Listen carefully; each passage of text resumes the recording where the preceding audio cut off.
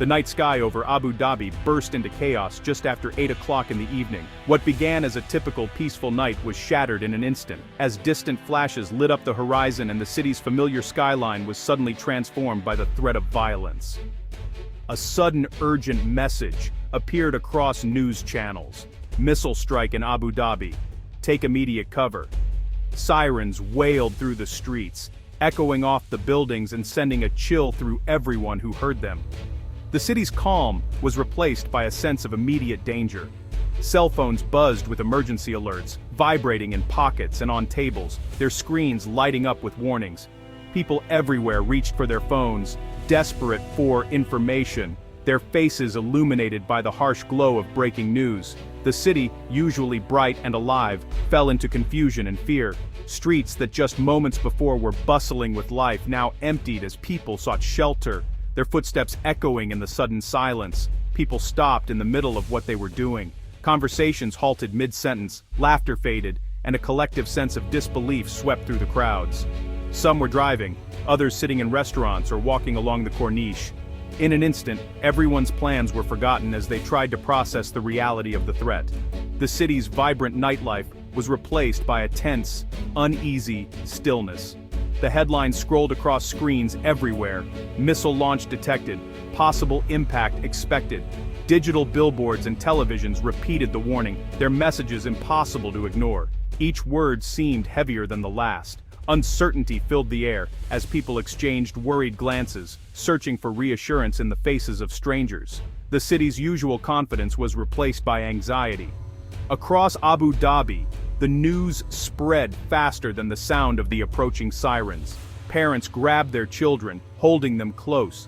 Shopkeepers hurried to lock their doors, pulling down shutters and turning off lights. Families huddled together, seeking comfort in each other as they waited for more news. Office workers rushed for exits, unsure where to go or how much time they had. Emergency procedures were put to the test as people streamed down stairwells, their hearts pounding with fear and adrenaline. The capital city, strong and modern, suddenly felt fragile. Its iconic landmarks, usually symbols of progress and security, now stood vulnerable beneath the dark, tense sky. In these first moments, no one knew what would happen next. Residents peered out from behind curtains and windows, holding their breath, waiting for the next sound or update. But everyone understood that something terrible was coming. The city held its breath, united in fear and uncertainty, as the world watched and waited for what would unfold next.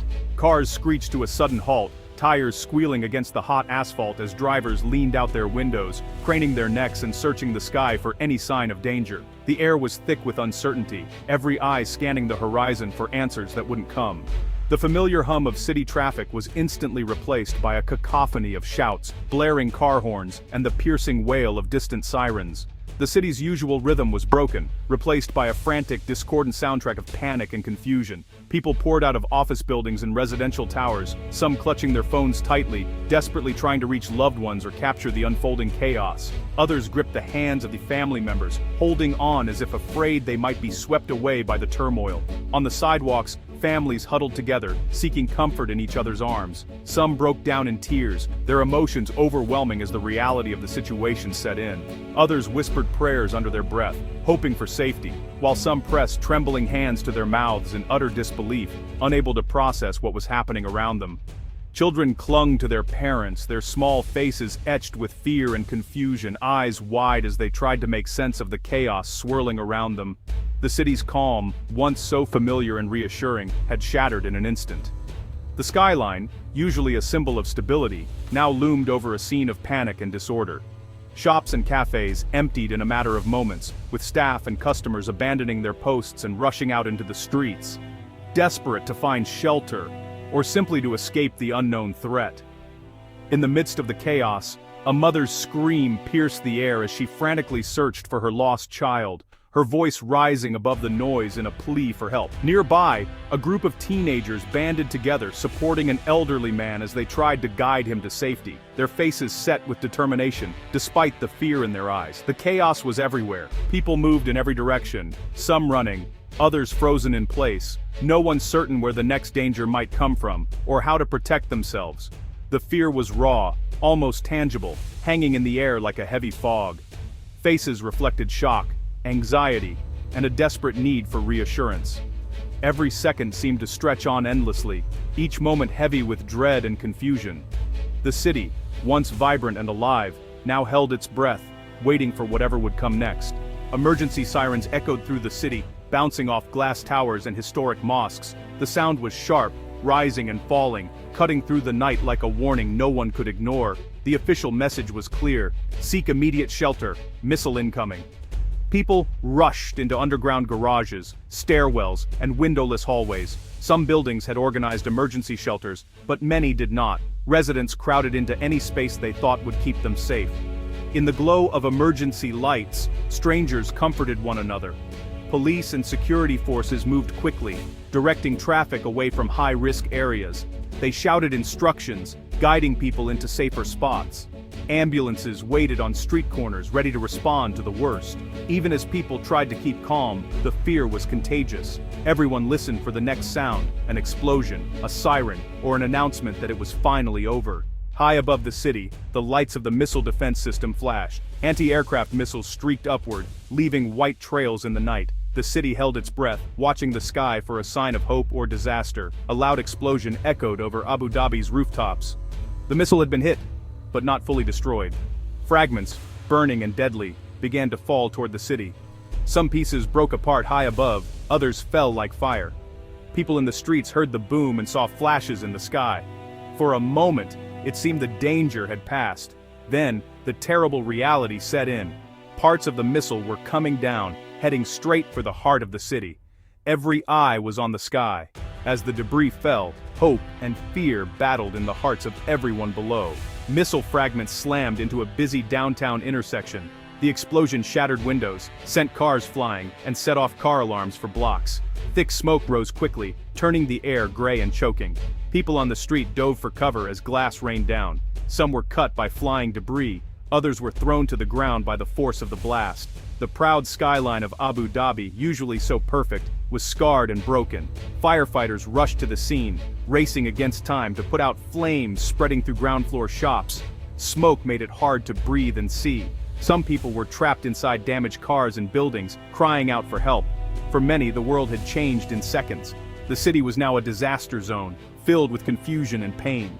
Ambulances weaved through blocked streets, their sirens barely louder than the chaos. The city was a maze of confusion, with every intersection jammed and every road echoing with shouts and cries for help. Emergency vehicles pushed forward, their lights flashing urgently, signaling hope amid the turmoil.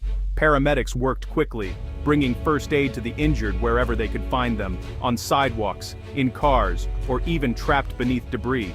Their training kicked in as they assessed wounds, checked pulses, and made split-second decisions that could mean the difference between life and death. They bandaged wounds, calmed the terrified, and carried people away on stretchers. Some victims clung to rescuers, desperate for reassurance, while others stared blankly, still in shock from the disaster's impact. Firefighters braved the smoke, searching for people trapped in cars and collapsed buildings. They moved methodically, calling out for survivors, their voices muffled by thick masks and the roar of distant flames. Their uniforms were covered in ash and dust, evidence of the dangerous conditions they faced. Sweat and grime streaked their faces, but the broing thinkers that they pressed on, determined to save as many lives as possible. Some had to use axes to break open doors, pulling survivors to safety while flames burned nearby. Every rescue was a race against time, with the threat of collapse or explosion always present. In a nearby hospital, doctors and nurses prepared for the worst. They quickly organized trauma teams, readied operating rooms, and set up triage stations to handle the flood of incoming patients. Extra staff were called in, some rushing in from home, others volunteering to stay past their shifts. The hospital corridors filled with determined faces, all focused on saving lives. Medics set up emergency beds in hallways, treating the wounded as fast as they arrived. Supplies ran low, but the teams improvised, using whatever they could to stabilize patients and ease their pain. Outside, volunteers handed out water and comforted those in shock. They offered blankets, a kind word, or simply a steady presence, helping survivors feel less alone in the chaos. At the same time, government officials held urgent press conferences, trying to coordinate the response and reassure the public. They promised help and shared what little information they had, urging everyone to stay calm and follow emergency instructions. The city's emergency plan was in full action, but honestly, the scale of the disaster was clear in every face. Exhaustion, fear, and uncertainty lingered in the air, a reminder that recovery would take time, and that every act of courage and compassion mattered. By midnight, the first reports of casualties arrived. One civilian, a father of two, had died from injuries caused by flying debris. Dozens more were hurt, some seriously, others treated for burns, cuts, or shock. Families waited outside hospitals, desperate for news. Friends and relatives tried to call each other, but phone lines were overloaded. Many people could not find loved ones for hours. Social media filled with messages. Are you safe? Where are you? The fear of loss was everywhere. The city's hospitals were crowded, with doctors working through the night. Some patients wept quietly as nurses cleaned wounds. Others stared into space, unable to believe what had happened. The sense of safety people once felt was gone. This was not just a city hit by a missile. These were lives changed forever, dreams broken, and families grieving in the middle of the night. As Abu Dhabi struggled, neighboring countries watched with growing fear. News of the attack spread to Bahrain, Qatar, and across the Gulf. Security forces in nearby cities went on high alert, checking airports and border crossings. In local hospitals, medical teams worked non-stop. Supplies of blood and medicine ran low. Some doctors had not slept since the explosion. Volunteers lined up to give blood, but the number of injured was overwhelming. Businesses downtown closed for the night. Some may never reopen. Workers worried about lost jobs and the future. Parents kept children home, afraid to send them back to school. The feeling of safety in the whole region had changed. From Abu Dhabi to Manama and Doha, fear and uncertainty grew. No one knew if another attack would follow. World leaders reacted quickly. The UAE government promised to protect its people and called for calm.